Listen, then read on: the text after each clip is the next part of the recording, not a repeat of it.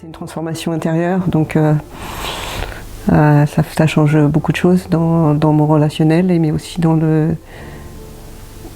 quotidien avec tout le monde et dans le milieu professionnel. Je crois que le changement le plus important, c'est au niveau de l'écoute. C'est-à-dire c'est une écoute beaucoup plus fine dans la qualité de la relation avec moi, mais aussi dans la qualité de la relation avec les autres. Et bien moi, ça m'a remis en lien en fait avec le senti de mon corps. Voilà, je me rappelle tellement qu'au début, c'était hyper douloureux parce que j'avais la sensation de rien sentir. Et qu'aujourd'hui, je vois à quel point je me sens reliée à ça. Et des fois, ça demande encore de l'écoute, encore du soin, encore de la délicatesse, du temps. Mais j'ai la confiance que ça existe en fait. J'ai retrouvé le fil de ça. Mon intériorité s'est beaucoup enrichie, très enrichie. Je suis beaucoup mieux avec moi-même et du coup mieux avec les autres. Déjà, ça a mis tout en cohérence les autres pratiques, ce qui me manquait, là où j'avais besoin moi de m'auto-accompagner, de m'aider, ce que j'avais besoin comme clé pour accompagner aussi, pour éviter d'accompagner des gens dans les mêmes, quelque part, impasses dans lesquelles moi je pouvais me trouver parfois. L'existence du sens corporel, avant de démarrer la formation, je ne savais pas ce que c'était. Ça m'apporte la justesse. Si le sens corporel est là, je sais que je suis dans le juste et que je ne suis pas en train de me raconter des histoires. C'est ça, c'est tout à fait ça, une confiance dans le processus qui s'est développé, même si au départ il pouvait y avoir des doutes. Je vois bien que le processus il est là, quoi. Vraiment, ça se fait et c'est une rencontre vers soi qui se fait. C'est comme si j'avançais pas vers moi. Ça c'est goûteux, c'est vraiment goûteux. Ouais, ça y est, maintenant je me sens d'accompagner, de continuer à m'accompagner, à soutenir mon propre chemin d'évolution et à accompagner des personnes avec cette approche-là. C'est la notion et l'expérience du sens corporel et la congruence. Ça pour moi c'est un retournement dans la relation que j'ai avec moi-même, dans ma perception de moi-même. Donc et dans la direction que je donne à ma vie. Donc voilà, c'est juste énorme, fondamental pour moi. Me laisser porter aussi par cette connaissance qui est préverbale et qui est extrêmement riche. Et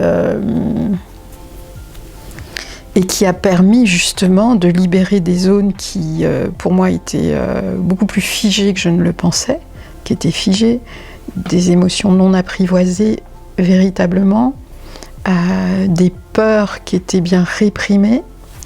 Et ce qui est très très étonnant, c'est la simplicité, en fait, du processus et de comment ces espaces se délivrent à partir d'une présence qui est bien ancrée, d'une présence aussi qui sait aller là, qui sait aller avec l'inconnu aussi, avec l'imprévisible. Et ça, c'est absolument génial. Voilà. Alors, ils nous font vivre d'abord à nous-mêmes ce qu'on doit transmettre aux autres. Et on le vit de façon expérientielle, on l'expérimente dans le corps. Et évidemment, c'est plus facile après de partager ce qu'on a reçu si on l'a vécu. Déjà, c'est le propre cheminement qu'on se doit, enfin que je me dois d'explorer, sans quoi je suis que dans des connaissances théoriques. Dans ce focusing en présence, c'est de nous amener à une telle intégration du focusing, c'est tellement à travers la pratique, l'expérientiel, à vraiment tellement l'intégrer qu'on peut après être dans quelque chose, un mouvement qui est à la base naturelle, mais qui finalement pour être intégré a eu besoin, ce qu'a fait Jen Lin, de découper en morceaux cette étape, voilà, intégrer, regarder comment on peut jouer avec tout ça, reconnaître qu'est-ce qui est quoi dans cette affaire-là. Parce que vous faites très bien de manière très précise, pour arriver à l'avoir intégré à un stade qu'après il n'y a même plus besoin des étapes en fait. Ça redevient naturel. Ça redevient, parce que c'est complètement intégré, ça vient ça fait partie de nous. Donc on se met en présence et forcément le focusing il émerge tout seul. Très vite, j'ai été en confiance et j'ai tout de suite remarqué l'engagement et la clarté. On est dans quelque chose qui fait corps, qui fait sens.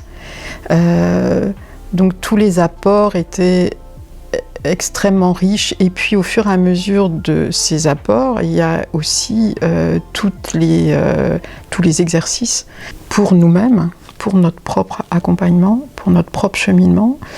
Les exercices en diade aussi, qui ont été extrêmement enrichissants. Très factuellement, je n'ai jamais vécu une formation comme ça. Parce que ce qui nous est demandé dans la formation, ce n'est pas des connaissances, c'est plus qu'une compétence, c'est une attitude, une manière d'être. Et là, je trouve qu'il y a une cohérence dans la formation du début à la fin. Les enseignements sont sont abordés de différentes manières possibles pour justement qu'on puisse goûter à toutes les façons de goûter au focusing. C'est beaucoup dans l'expérientiel.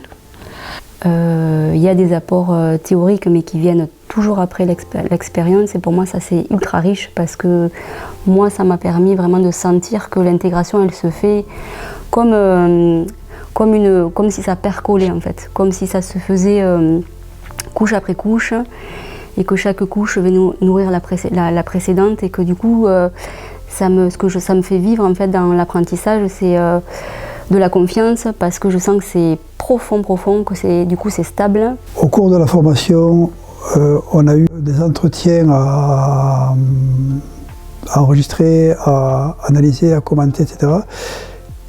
Et on était auto-évalués. J'ai jamais vu ça.